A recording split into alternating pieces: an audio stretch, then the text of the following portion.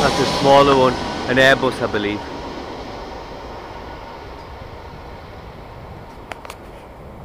Did you see that, viewers? I've been a plane enthusiast since childhood, at the age of 8, 9 years old.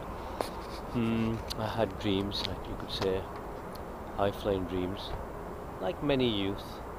It doesn't mean it always materialises. It is one of the hardest professions to ever really get into. I wanted to be a civil aviation pilot, or just a pilot, but still live off the iron bird, the enigma of flying and the design, aeronautical engineering, engines, turboprops, turbo propeller, and it's exciting. But we are at Parkwise near the Terminal 5, and it's just an amazing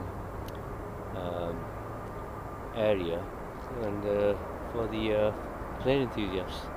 So thanks. This is Sidi Nadeem, Mr. Nad, signing out in August, Heathrow Airport, London, UK.